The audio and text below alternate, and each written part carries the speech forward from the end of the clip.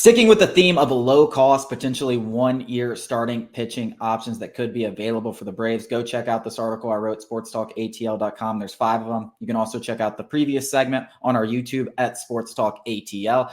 The next 3 are definitely going to be 1 year targets. The first one is Frankie Montas. He had a fantastic career with Athletics. He was supposed to come into New York and stabilize their rotation. They traded for him last year at the deadline, and then he gets injured. He was never really himself. Only made 8 starts over the last 2 seasons in New York. Only made 1 appearance this past year, but he is fully healthy. He definitely has a track record of success. I don't imagine he'll get a multi-year contract. Maybe he will, maybe he won't. I don't think he wants a multi-year contract because, again, we're talking about rebuilding that value and then maybe going out and getting a 4 or 5 year deal in the future because that's the kind of pitcher that he was. I know New York Yankees are interested in potentially bringing him back, but he's a guy that makes a lot of sense for the Braves, especially if he wants to compete for a World Series.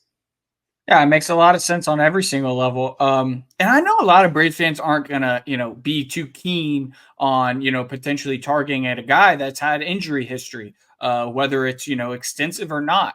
Braves fans have had their fair share of pitching injuries over the past few years. And it's fair for them to, kind of be turned off to the idea of a guy like Frankie Montas. But at this point in the offseason, we already know they went after a workhorse like Aaron Nola. It didn't work out.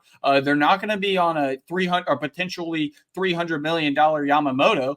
Blake Snell has his own injury concerns. Tyler Glasnow has injury concerns as well. So without, extending yourself too much in the liability facet of all of this, this kind of contract does make sense.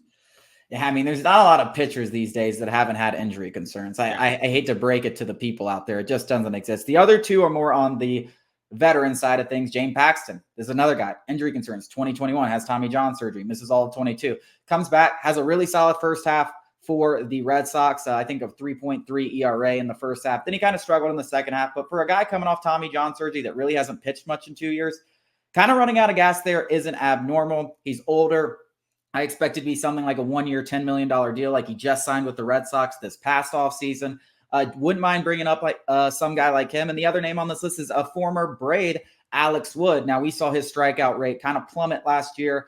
I don't know if he's quite what he once was, but you're still talking about a guy over the last 3 seasons with a FIP below 4, a ton of experience, whether it be in the postseason or the regular season, familiarity with Atlanta and the franchise and the NL East and that kind of thing. So I think all of these guys that we named over the last 2 segments make a lot of sense. I think they could all potentially be had on 1 or 2 year deals. And I think if you look at this, they all come with upside. And that's really what I think the Braves have to look for if they're going to sign someone, because the Blake Snells, the Yamamotos, the Jordan Montgomerys, they're just not in the cards right now. And they probably never were in the cards realistically outside of Aaron Nola.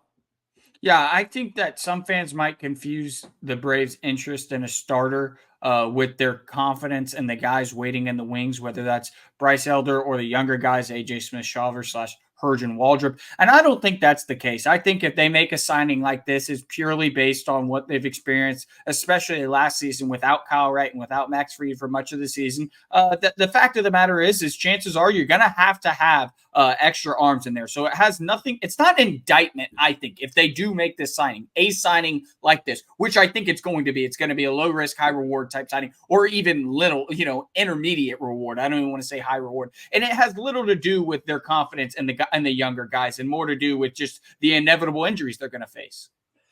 Yeah, and also to do with the fact that AJ Smith-Shawver and Hurston Waldrop are young pitchers that you don't want to have to throw into the fire. I mean, you saw Vaughn Grissom get thrown into the fire too early. AJ Smith-Shawver got thrown into the fire too early. He probably should have never been in the major leagues, but with all the injuries and obviously his success, it made a little bit of sense. But the reality of the situation is you want to think about AJ Smith-Shawver going into this season as a guy that's in your AAA farm, and then he earns that opportunity. And if he earns that opportunity, you make room for him, whether it's as the 5th starter, whether it's as a 6-man rotation or something like that. And that's the same way that you have to look at Hurston Waldrop. I mean, these 2 guys are absolute superstars, but you never want to rush these guys. You never want to kill their confidence. You never want to do things like that. So getting another guy, and I think that's why they're stretching out Ronaldo Lopez, not necessarily because they want him to be a starting pitcher, but more because they want to have that option open so they don't have to rush their younger guys. That's very critical to the way that they are thinking right now and in the future. Coming up after the break, we're going to get into some college football. Alabama Crimson Tide 2024 schedule. We are going to predict it.